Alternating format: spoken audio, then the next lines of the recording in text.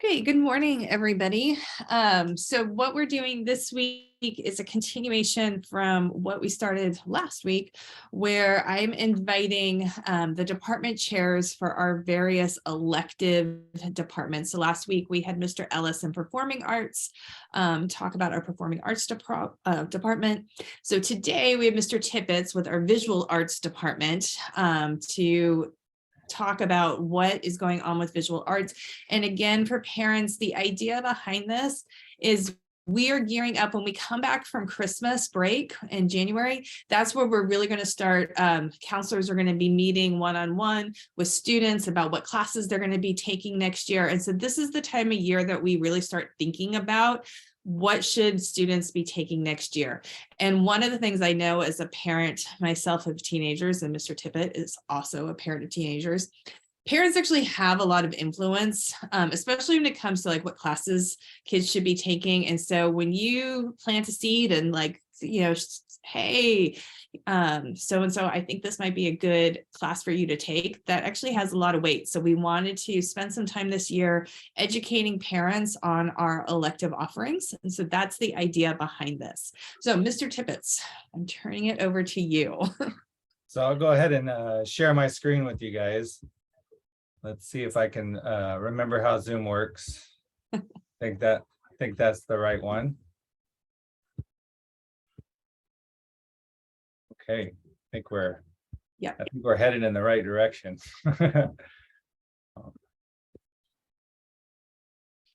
At Piedmont Hills, we have a few different courses. We have Art 1, which is a beginning class. I'll kind of go over what each one of these, the level as we go through them. Photography 1 and 2, drawing and painting 2 and 4. We have sculpture, and we have yearbook. We're thinking about, and I know through the business department, they also have a graphic design class, which would basically be an art. And we're trying to, maybe in the future, add like a ceramics class or something like that. But the beginning courses at Piedmont are Art 1. And so this is a basic course for all students. And in this course, we kind of teach the building blocks of art.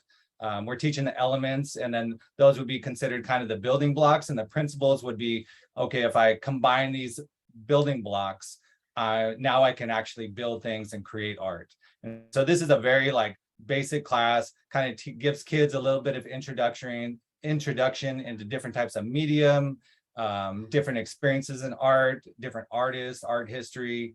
But basically, it's a big part of it is the practical application of art making. And so this course doesn't have any prerequisites, and it's a CSU and UC approved course. So it satisfies the A through G requirement for universities. And so that would be Art 1.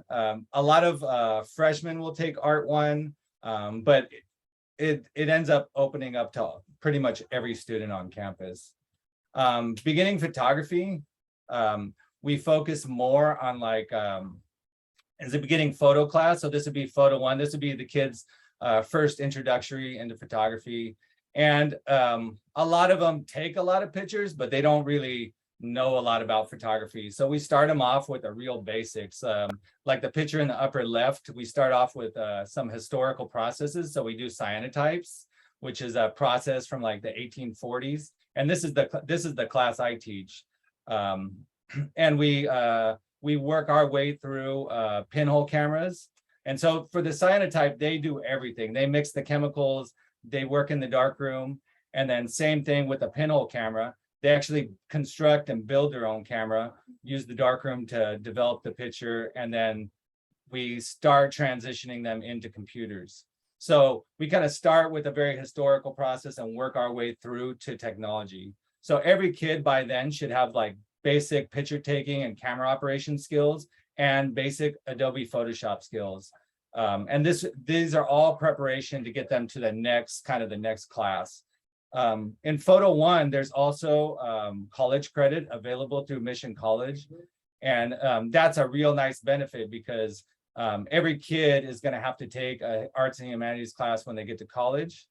And the way that matriculation works through Mission College is what they would basically do is take the class, they get a B in photo or above, and then they can, we fill out some paperwork, and they pay for the units, which is great because Mission College is now free.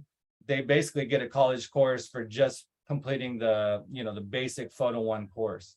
So, and I think right now, I think the average pass rate in Photo 1 is about 85% of the kids get an A or B. So should be, something that's really achievable for most kids.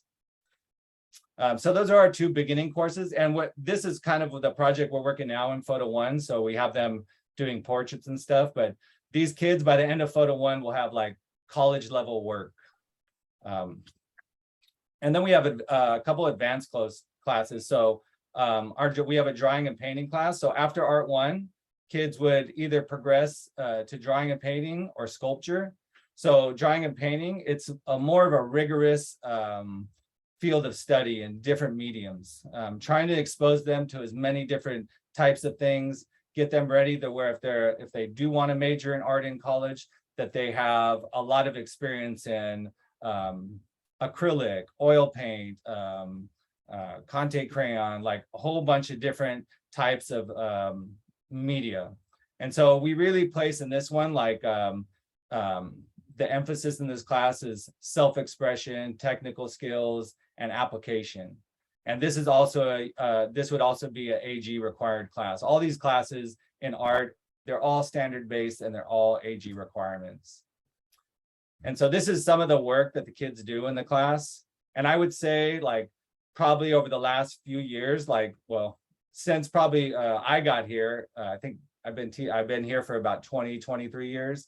When I got here, we had a really great drawing and painting teacher, Mr. Sierra.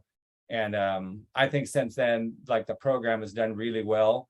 And it's kind of like the drawing and painting class has been like the envy of the district. The kids come out with amazing work. These are 2 of our kids, but they come out with some amazing things. A lot of these kids, maybe they don't major in art, but I think it does a lot, especially now with all the kind of stress from school. It kind of gives them a time period where they can kind of express themselves, and maybe they're not the most verbal kid, but they can express themselves in different ways. And so it kind of gives them the outlet for that type of stuff, but it also allows them to show off maybe a talent that, might go unnoticed, in a regular academic class. And then we have sculpture 1 and 2. So this is an advanced 3-dimensional art class. And so kids learn the basic fundamentals of 3D art. They study architecture, industrial design, as well as cultural arts. In fact, if you were going to take, one of my friends he works for BMW. He was a sculpture major in college. And when they make cars, they actually make a giant 3D model out of clay.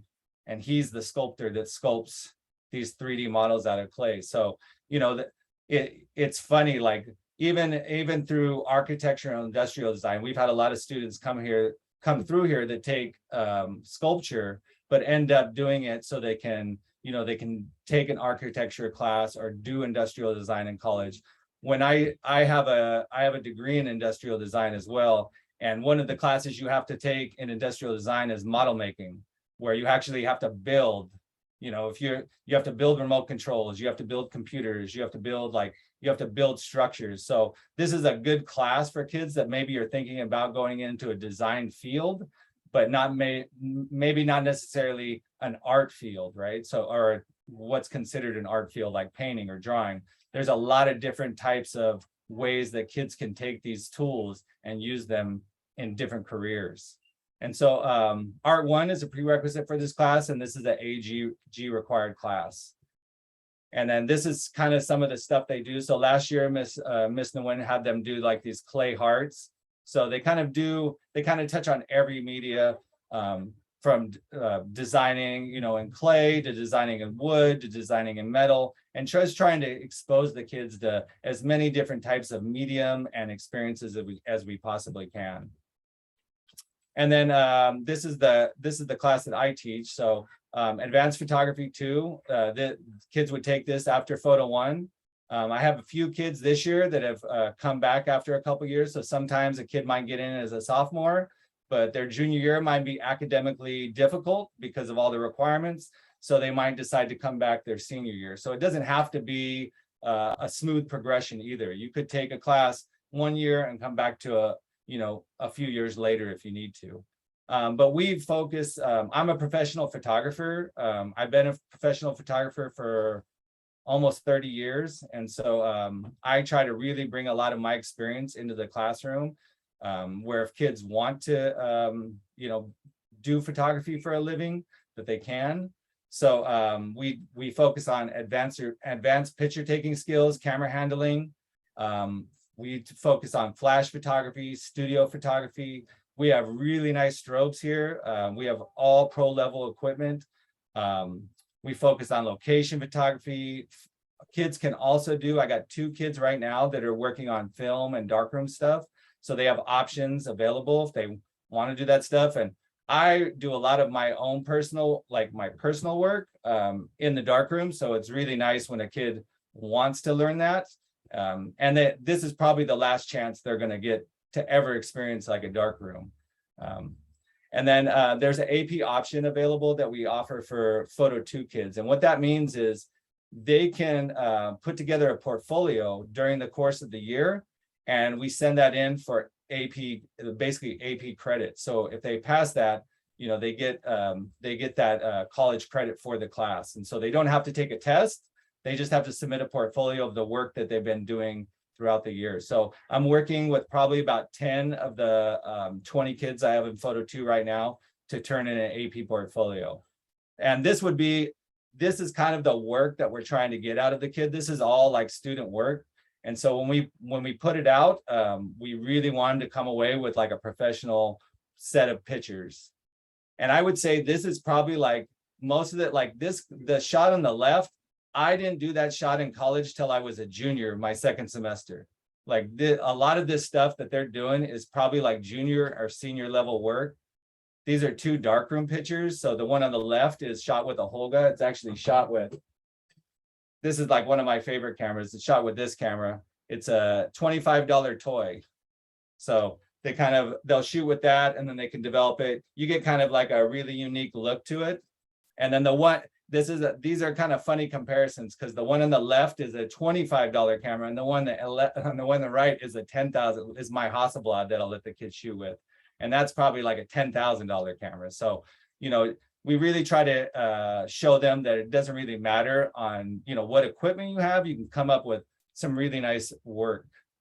And then this is we're doing this project right now. So this is fashion photography. So we do stuff that's on location, like the picture on the right and the picture on the left is in the studio. But these are all students that do this work and they come away with some amazing things with very little like input from me. I'll give them a little bit of creative advice, but a lot of this is, kind of their vision and what they're doing. And so it's really cool. And then this is, I also teach yearbook, which is our last class, but I thought I'd give you guys a little preview of the yearbook cover today. So this is a shot up on the top of Sierra. And so our yearbook is named the Delian.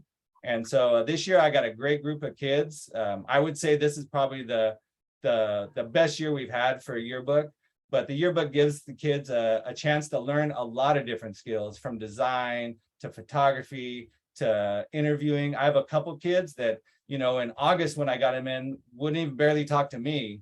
And now I can't keep them quiet. They're talking to everybody, they're talking to adults, they're talking to their peers, they're bothering administrators all the time about things they need. And it's really nice to see kids that, are very shy or quiet or reserved or just have a lot of anxiety now kind of jumping into things. And I would say that's probably the nicest thing about all the classes is we really try to put an environment where the kids feel comfortable talking to each other, like being there. They're able to express their ideas, but they're also able to learn skills about, especially like in photography, these kids have to take pictures of each other. So they got to learn how to communicate and talk to people in order to get the picture that they want. And so it's really nice to, especially after the pandemic, see these kids come back and really like working together and collaborating. So I'll stop sharing my screen. That's all the presentation I have. So if you guys have questions, I'd be happy to answer them. Yeah, I love the cover of the yearbook. That's really cool. I hadn't seen that before. That's really, really cool. Um, so yeah, parents, if you can raise your hand or you can drop a question in the chat, anything that comes to mind for you. I'll have like my general questions that I ask, speaking for parents, and I know as a parent stuff that we tend to be concerned about. Ian, what is like the homework expectation in the visual arts classes? So I would say most of the classes don't have any homework. Most of the classes are all set up as lab classes because we know like some of these projects are messy. Like if we have them doing clay, we're not going to send them home with clay. It's going to get all over the place. Even for photography, if they have their own camera, we encourage them to take pictures. Go take pictures of your family or your parents or your siblings.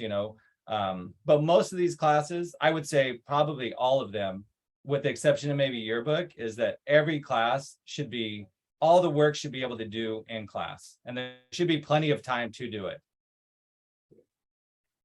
Great. And then how do you guys tend to grade visual arts classes? Like, is it graded? One thing I hear a lot as an administrator when parents have questions about classes, is it graded on effort or is it graded on ability? Because maybe you don't have like a lot of talent, but you're trying really hard.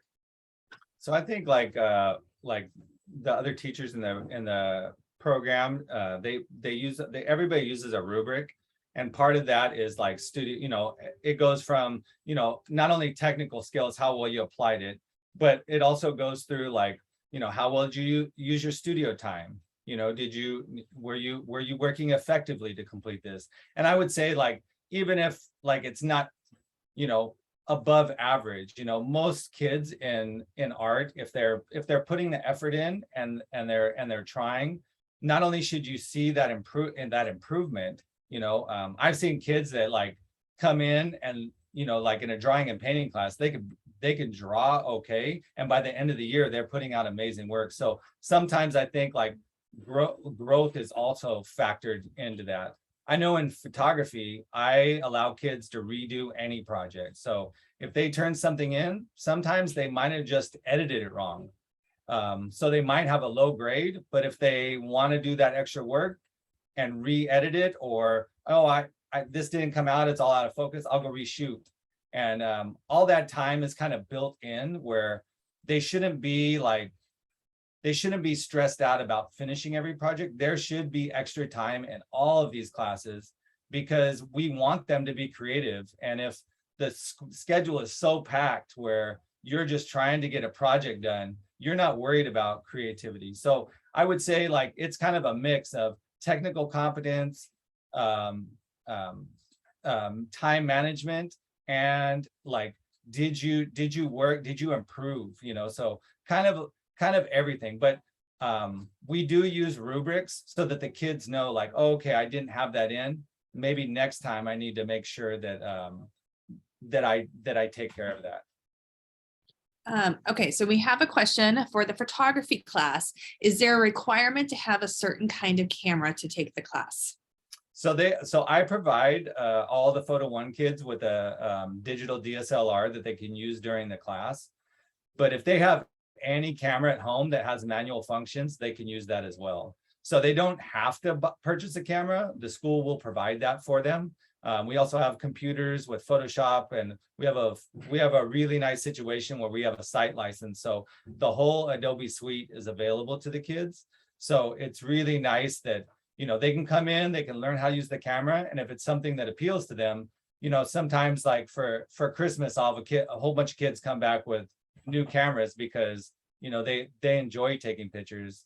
And I know like just from my personal, most of the pictures I take now are of my kids and my family, and of my friends. And so that's what we really encourage them to do, is take pictures of things that they love to do. But yeah, there's no real requirement as far as equipment goes.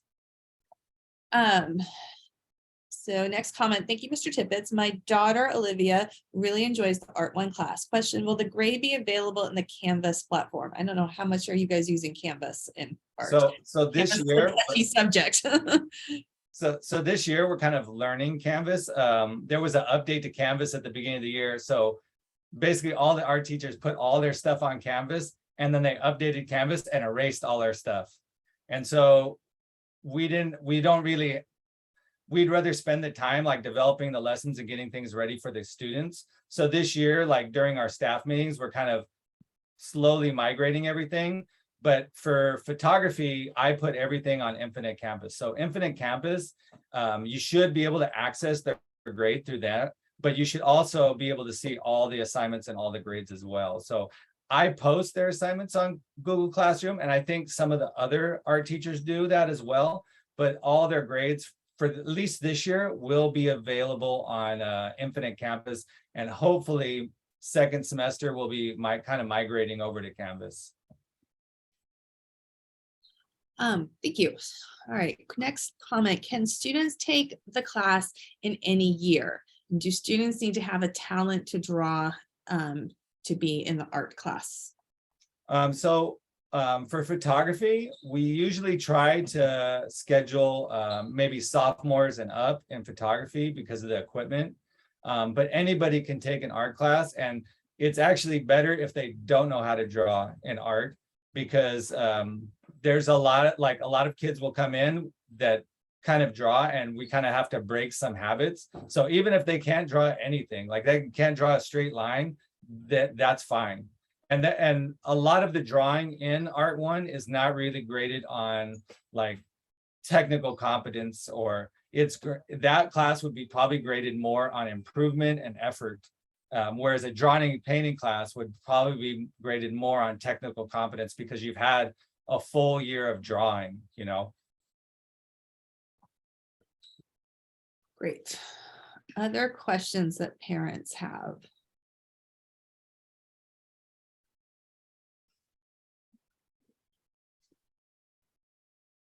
I think that, you know, Ian, you had touched on this. I think one thing that's really nice for the visual arts, and maybe I'm just partial to this, visual arts classes were classes that I personally always took as kind of a fun thing to take as a stress relief. I took art classes in college. I took sculpture. It was awesome. And I think that, you know, especially for your quieter kids that really kind of like to just get immersed into something, and that's a way that they can relieve stress. These classes are great for students to take as a relief from all the other academic pressures that are out there. Yeah, and I think it's like, I think like art and like photography and things that, you know, like in photo, right? Like at the beginning of the year, like we do a lot of science stuff. So we're using gram scales, and, you know, we're measuring things, and we're mixing chemicals, and everything's kind of like time and temperature. Even operating the camera is a science to a certain extent. In fact, when I started at San Jose State taught photography as a science. It's in the fourth floor of the science building. It's not even anywhere near the art building. And so some of these classes, even like that clay project, like clay has to be fired a certain way. There has to be certain requirements with that. So you're kind of taking things that you're learning in other classes, and you're kind of just expanding the way like you think about them. You know, so even though it might not be the same amount of rigor, you know, it kind of gives these kids a more relaxed way, or a different way to kind of see things they're learning in other classes. I had one kid that during the Cyanotype project, he's like, oh, we just use this gram scale in science. He's like, it's so much easier here. And I was like, yeah, that's because it's not science. Like you're not thinking about it that way. And so I think that's the one nice thing about like art classes. It kind of gets these kids to think about things in a different way. And like Miss Davis was saying, like it gives them an opportunity to kind of just take a break from, you know, all the other classes they have, where there is a lot of consequence to every test, or, you know, every homework assignment. And now it's like, well, if I mess up on this, that's okay, because in order to get better at art, you have to mess up. Like you have to make mistakes so that you can learn. And so I think like art is it's kind of like in some ways, it's kind of like a normal way of thinking. It's like mistakes are encouraged. Yeah, and that's I wish students would have that attitude and like understand that in all of their classes, that mistakes are okay. Yeah, I would say that's kind of the one thing we have to like kind of battle in art is getting kids out of this platform that like when they come in, they get really upset if they like, sometimes I'll give them a D on a project and they'll get upset. And I'll be like, well, that will take you 2 minutes to fix and it will be an A. So it's okay. You made that mistake, but I gave you that D so that you would notice it. Because if I just say, well, just fix this stuff, they don't notice it. But if I give them that D, they go, oh, I got that D. Let me go talk to Mr. Tippetts.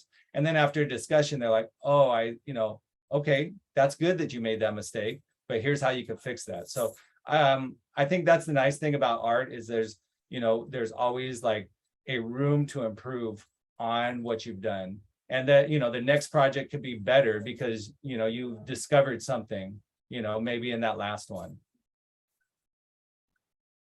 Okay, so my kid is now in the sculpture 1 class. She said the teacher might open a ceramic clay class next year, but she's very interested. But you mentioned there's a sculpture 2 class. Has the school decided on the art class offerings for next year? My kid will be a junior next year. Ms. Pereira has suggested that she can take advanced art junior year so she could do the AP art. If she chooses to take sculpture or the ceramic class in the junior year, does she still have the option to do AP art at the same time?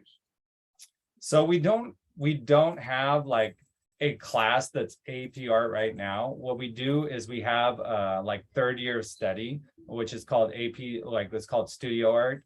And in that class, that class is kind of an independent class. So that class will prepare them for making that AP portfolio. Like that would be the best preparation. As far as ceramics goes, I don't know. So right now we're kind of looking into like what it would take to get a ceramics class. But yeah, if I were her, I would register for that sculpture 2 class because there might be a way that sculpture 2 class turns into ceramics 1. And there's a way that kind of sculpture 2 could be kind of open to everything. So it could be more ceramics. I think there's just some things that the school with Miss Pereira, we're trying to figure out right now as far as, the possibility of getting that here.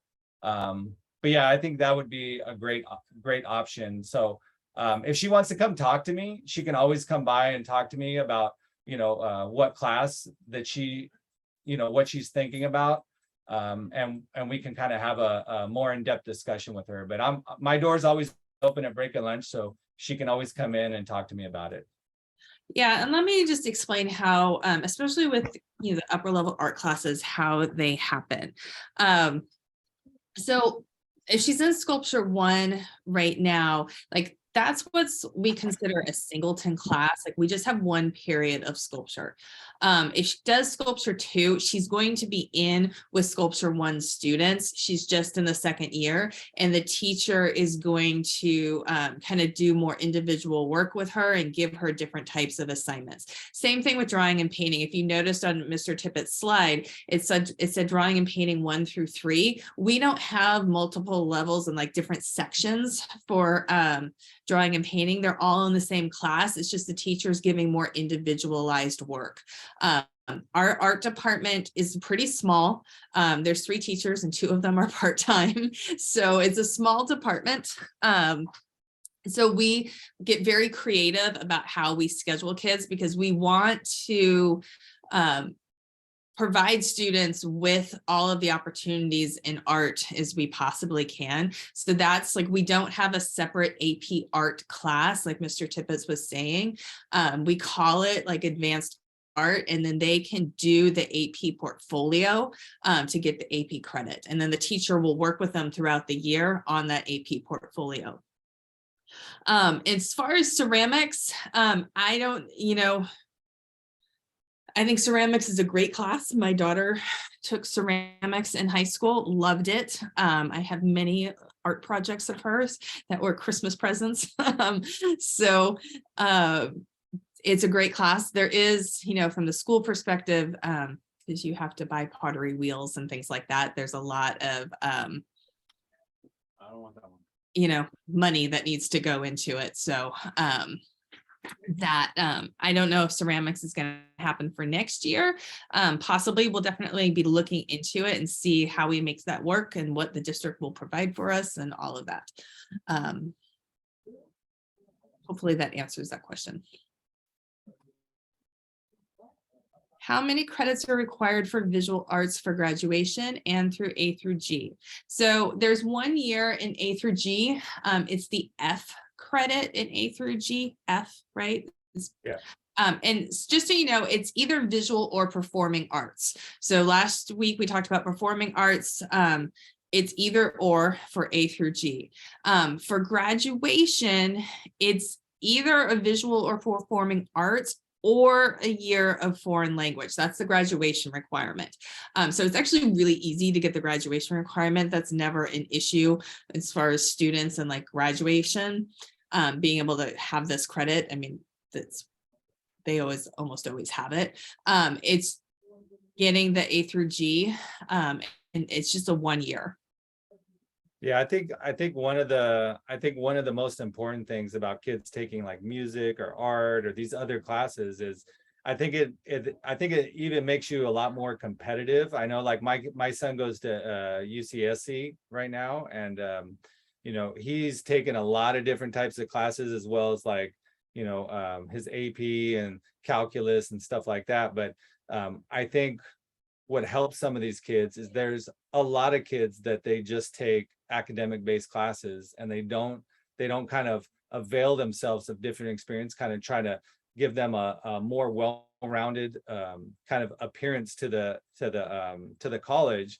And so I think a lot of times art or like construction tech or, you know, music, those can make a bigger impact, as well as having your AP and your academics as well, because it shows that, you know, like all these colleges, you know, one of my friends, he's in admissions at UC Berkeley, and he says, we're looking for students, like we're looking for people. We want people to go to football games. We want people to be involved in campus life. We don't want people just to go to class and then go back to their dorm. We want people to be active participants in the college environment. And so when he gets things, he looks, a lot of times he tells me they look for kids that have high academics, but also are very well-rounded. They do a lot of clubs. They participate in those clubs. They just don't sign up for them. But, you know, I think that's one thing that like the classes that we have at Piedmont, we might not have like huge departments. Like some schools might have like,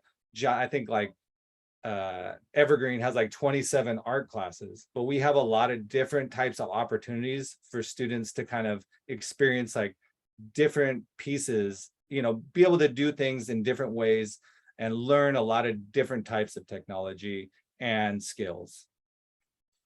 Yeah, I would totally agree. I think that, you know, and that's why I want to promote, you know, in doing this and promoting to the parents the different electives that we offer, because I think, you know, our more traditional core academic classes, they get a lot of attention, and our electives don't get as much attention, but they're really important. You know, when you talk about a well-rounded student, it's not just joining clubs or doing athletics, it's having a well-rounded transcript and having a variety of classes on the transcript that shows that the student tried different things in high school. And maybe they try art one and they're like, no, that's not for me.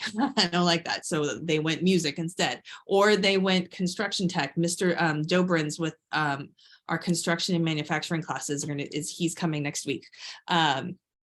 So, you know, I think that it just shows that like they tried new things, and maybe they do discover something that they love, you know, and it's not necessarily, I think a lot of times in high school, we, you know, to our detriment a little bit, we like so career focused, and we focus so much on like preparing students for their career someday.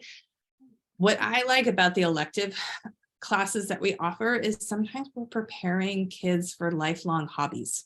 That, you know, maybe they're not going to be a professional photographer, but maybe photography is going to be a hobby that they enjoy for their entire life.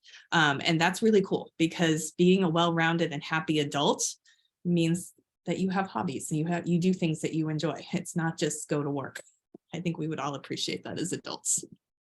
Yeah, I definitely agree. Like I think you know, like I've tried to both of my kids. So I have a daughter that's a senior in high school right now. And I think like with both of them, I've really tried to give them more of like a liberal arts, like kind of like take as much as you can, learn as many things as you can about like as many different types of subjects. My daughter's like taking ceramics, she does color guard, she does all her academic stuff, but she's taken almost every elective that school has, because you really don't know like where your talent or passion is unless you get a lot of experience. And once you get to college, those kind of experiences and classes are harder to take, because now you're trying to focus more on, okay, I have this major, I need to take these prerequisites, I have only like every year I'm here, it costs money. Like, so in college, those classes are really hard to take. Like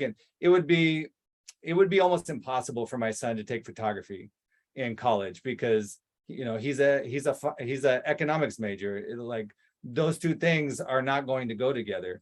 But because he's taken certain things in high school, he took music for 4 years, he still plays his instrument. When he gets stressed out, he still plays that. And I think like some of these things, like especially like what I tell kids for photography, is the great thing is when like my brother, every time, like I just got a call from him yesterday, and every time his daughter has a performance, I get a call at like 7 o'clock at night saying, how do I set this camera up?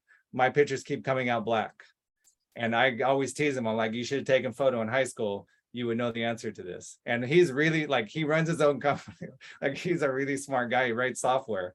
And but that's why I tell the kids, like, this is not so you can become photographers. This is so you can have wonderful memories, that you can capture things of your friends. Or like for me, like what I always used to do is give my parents like things I made in school, or pictures of my family at Christmas time. So that's kind of where I think like those classes become more important, is they just give kids like different things, like Miss Davis was saying, like different hobbies in the future. I know a lot of doctors, they're avid photographers, because they deal with people all day. This is a thing that they can do on their own, and it's kind of like a way just to kind of reset the stress level.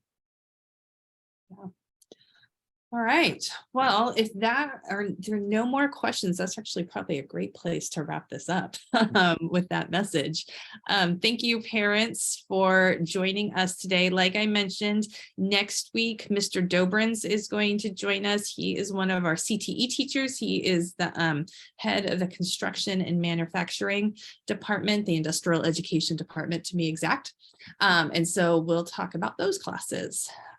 So thank you, everybody. Enjoy your short week. I hope everybody has Friday off the way Mr. Tippetts and I do, and your kids do. So no school on Friday. All right. Thanks, everybody. All right. Thank you.